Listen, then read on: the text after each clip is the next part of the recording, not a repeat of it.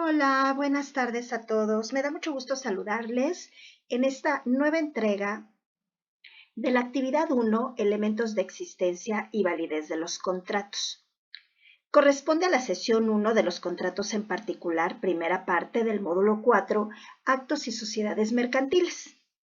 En este video, como ya lo había comentado, vamos a hablar del contrato de compraventa. En el primero, recuerden que hablamos a detalle del contrato de comodato acerca de sus elementos de existencia y de validez. Y bueno, vamos a iniciar platicando acerca del contrato de compraventa. El contrato de compraventa es uno de los contratos que actúa un vendedor, por una parte, que es quien se obliga a transferir la propiedad de una cosa y a documentar la titularidad de un derecho a otro de los contratantes llamado comprador, quien como contraprestación se obliga a pagar cierto precio en dinero. Tiene una obligación de dar ¿qué? De dar dinero. Esto conforme al artículo 2248 del Código Civil Federal. Los contratos traslativos de dominio, que es el caso de un contrato de compraventa, producen dos tipos de efectos. Primero, transmiten la propiedad del bien objeto del contrato.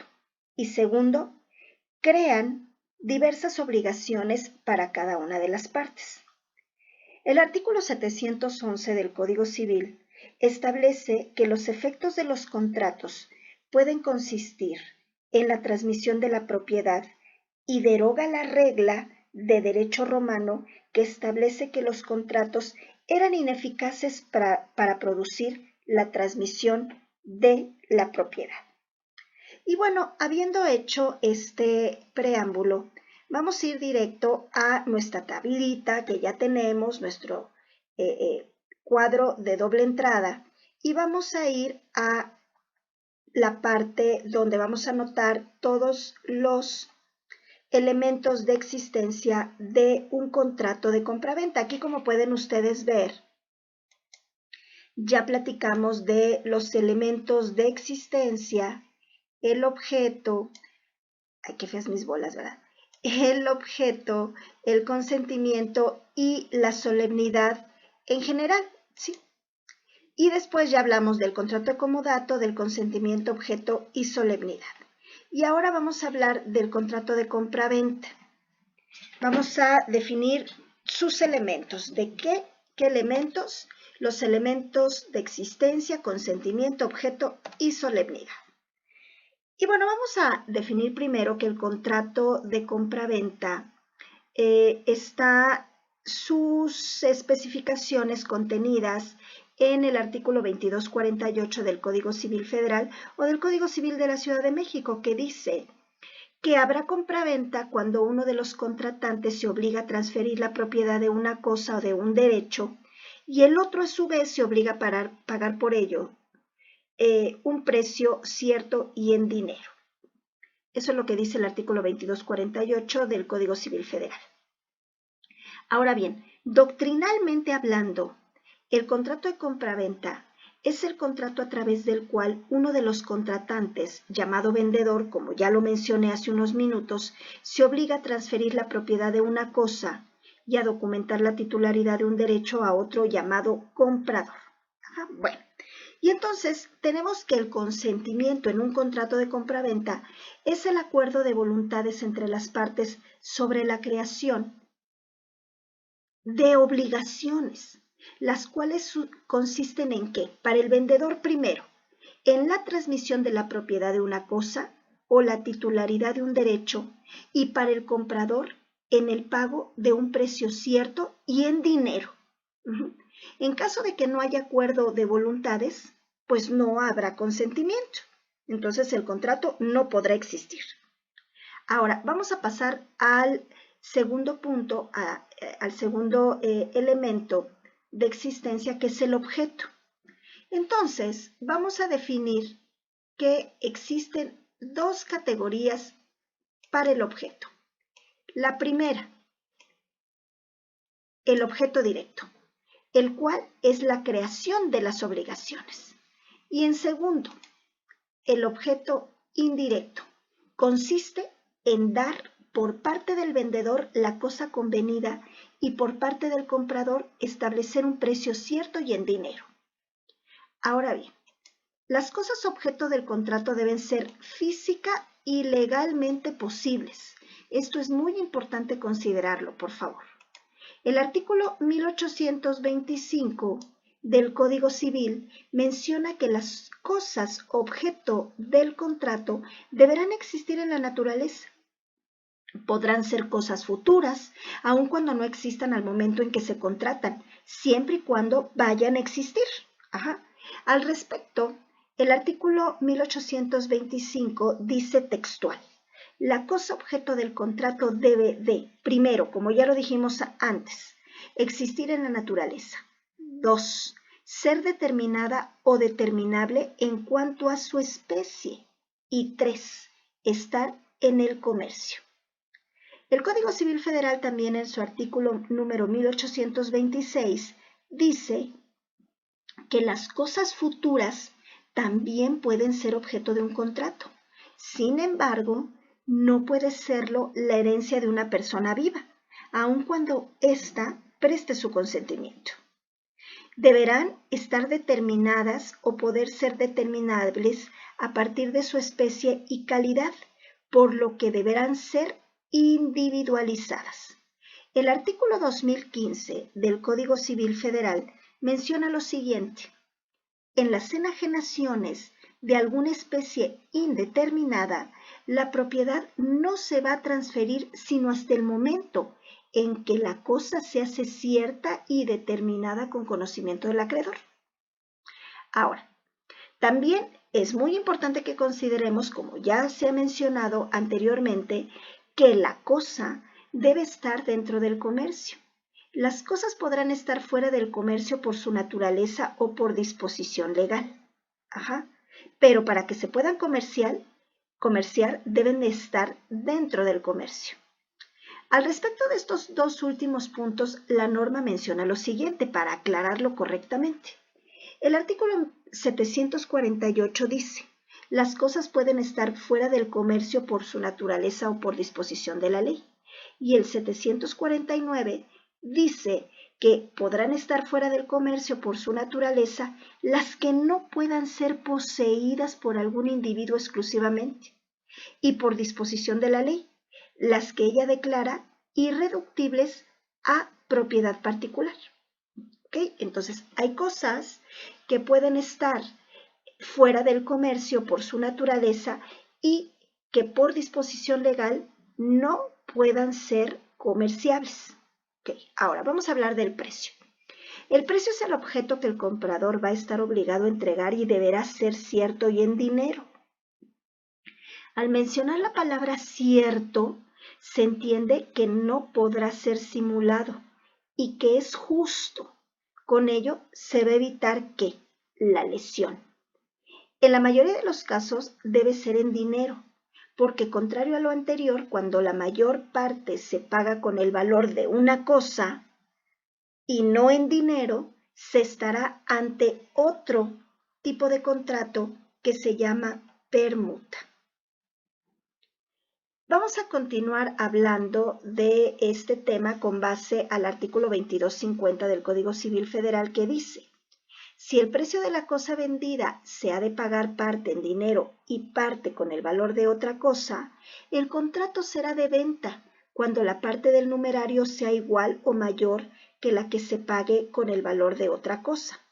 Pero si la parte en numerario fuera inferior, como ya lo mencioné, se estará ante un contrato de permuta. Es importante considerar que el precio podrá ser estipulado en moneda extranjera y podrá ser pagado también con cheque, el cual cumple con las mismas características que el dinero. Siguiendo con el tema del precio, los artículos 2251, 2252 y 2256 mencionan otras de sus características. El 2251 dice que los contratantes pueden convenir en que el precio sea el que corre en día o lugar determinados o el que fije un tercero. El 2252 nos dice que fijado el precio por el tercero, no podrá ser rechazado por los contratantes, sino de común acuerdo. Al respecto de este artículo, el contrato de compraventa no se va a poder perfeccionar mientras no se convenga el precio. El Código Civil Federal, en el artículo 2256, dice que el precio de frutos y cereales vendidos a plazo a personas no comerciantes y para su consumo no podrá exceder del mayor que esos géneros tuvieran en el lugar en el periodo corrido desde la entrega hasta el fin de la siguiente cosecha. ¿Qué quiere decir con esto? Que hay un control de precios. Con esto damos por finalizada la explicación al respecto del objeto dentro de un contrato de compraventa, con base a la doctrina y al Código Civil Federal. Ahora vamos a hablar de la solemnidad. La solemnidad de los contratos se ha fundado en muchos textos legales sobre la base de que casi todos los contratos en particular, los relativos a inmuebles en particular, son contratos solemnes.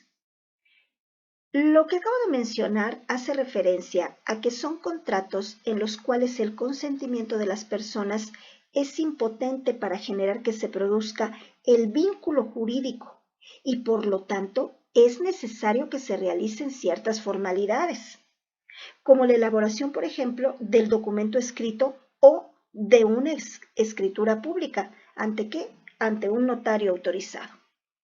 La doctrina también señala que un sistema jurídico que rodea los contratos de compraventa de solemnidades le da un destacado avance en el derecho, ya que de esta manera se previenen los litigios, se evitan los fraudes y se aseguran los derechos de los particulares.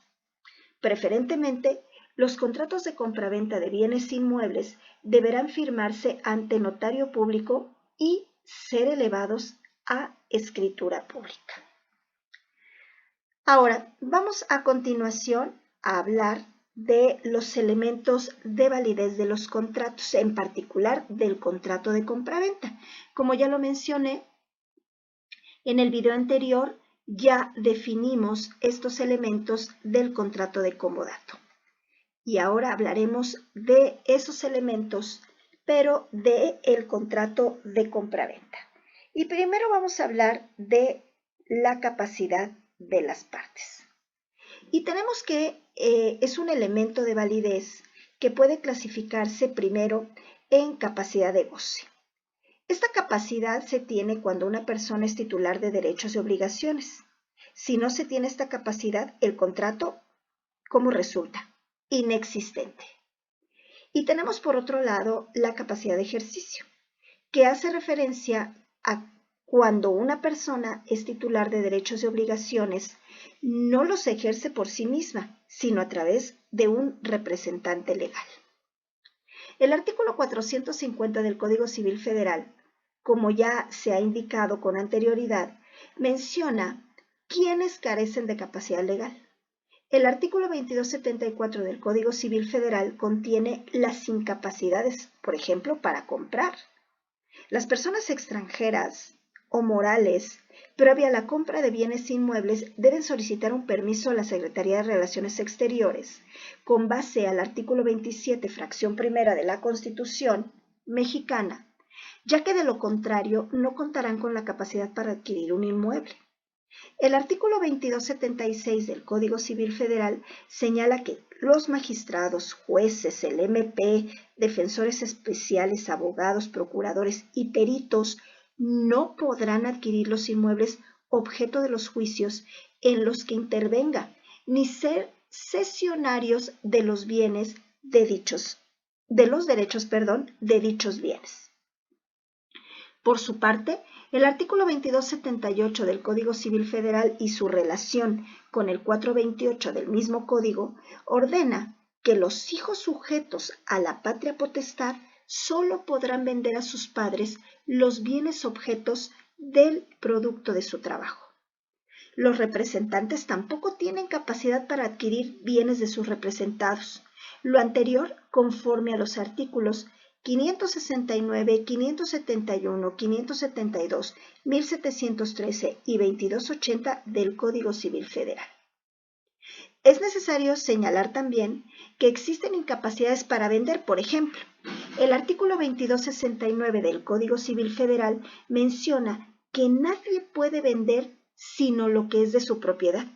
Y el artículo 2270 también del Código Civil Federal dice que la venta de una cosa ajena es nula y el vendedor es responsable de los daños y perjuicios si procede con dolo o con mala fe.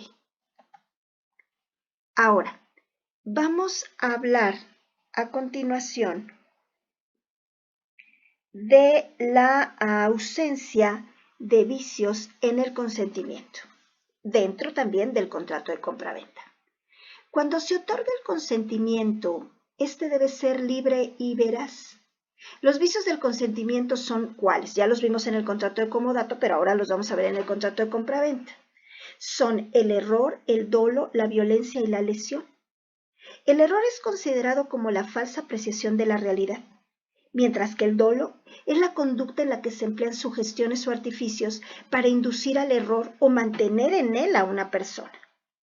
En el caso de la violencia, se presenta cuando se emplea la fuerza física o violencia también para obligar a consentir a una persona. Por ejemplo, cuando la vida está en peligro, o la honra, o la libertad. También incluye el patrimonio o la de alguno de los familiares más cercanos. En el caso de la lesión, esta es la desproporción económica entre lo que se da y lo que se recibe. Esto se presenta cuando una de las partes contratantes se aprovecha de la ignorancia de la otra, así como de su inexperiencia o también de su miseria. Vamos a ver a continuación la licitud en el objeto, motivo o fin. El artículo número 8 del Código Civil Federal menciona y define la ilicitud, la cual caracterizará a los actos ilícitos. Y dice así: los actos ejecutados contra el tenor de las leyes prohibitivas o de interés público serán nulos, excepto en los casos en que la ley ordene lo contrario. El artículo 1824 del Código Civil Federal complementa con lo siguiente: son objeto de los contratos la cosa que el obligado debe dar, el hecho que el obligado debe hacer o no hacer. Y, por otra parte, la compraventa, en este caso, que estamos hablando de la licitud en el objeto, motivo y fin, es un contrato en el cual se generan obligaciones de dar, por lo que el objeto debe cubrir los siguientes requisitos. Primero, existir en la naturaleza, ser determinado o determinable en cuanto a su especie y estar dentro del comercio, como ya lo hemos mencionado. Hablando del fin o motivo determinado en la voluntad de los contratantes, no debe de ser contrario a las leyes del orden público ni a las buenas costumbres. Esto lo menciona textualmente el artículo 1831 del Código Civil Federal, que a la letra señala: el fin o motivo determinable o determinante de la voluntad de los que contratan tampoco debe ser contrario a las leyes de orden público y mucho menos a las buenas costumbres. Ahora, para finalizar con este tema del contrato de compra-venta, vamos a hablar de la formalidad. La forma se va a determinar a partir de si se trata de un bien inmueble o de un bien mueble. El artículo 2316 del Código Civil Federal señala que para ser válido el contrato de compra-venta, pues realmente no se requiere alguna formalidad, ni tampoco que sea especial para que sea válido, salvo cuando el objeto sea un bien inmueble. Dice así el artículo 2316. El contrato de compraventa no requiere para su validez formalidad alguna especial, sino cuando recae sobre un inmueble. La compraventa de muebles se puede realizar sin formalidad expresa. La compraventa de muebles, repito, ¿sí?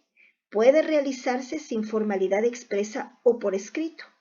La venta es consensual con algunas excepciones. Por ejemplo, la primera, cuando los contratantes han querido establecer una formalidad especial con la particularidad de que el contrato produzca efectos mientras revista esa forma especial. 2. Cuando se hable de títulos de crédito al portador, este deberá entregarse materialmente. Además del contrato, debe entregarse el título. De lo contrario, la propiedad no se considera transmitida. Si el título fuese nominativo, deberá inscribirse, además, en el registro que corresponda. 3. Si una cosa se vende a diferentes personas, se estará a lo dispuesto en el Código Civil Federal. El artículo 2264, 2265, 63, 66, el 2317, el 2318, 2319, 2320, 730, 1834 y 2917 son el sustento jurídico para hablar de la formalidad alrededor del tema del contrato de compra-venta. Y bueno, pues con esto damos por finalizada esta sesión, este video número 2 de la actividad 1 del módulo 4, también de la sesión 1. Nos falta el contrato número 3 y el contrato número 4 y otros 3 que yo voy a incluir. Es muy importante que consideren que en la actividad integradora nos van a pedir realizar un contrato, por lo que yo el día de mañana les voy a decir cómo van a poder tener un contrato de cada uno que nos van a servir para esta actividad. ¿Ok? Bueno, por lo pronto me despido nuevamente de ustedes con mucho gusto, solicitándoles que se suscriban a nuestro canal Casa de Estudio, que activen la campanita para que les lleguen las notificaciones cuando subamos un nuevo video, que le den like y que compartan. Y bueno, nos vemos hasta el próximo video. Gracias.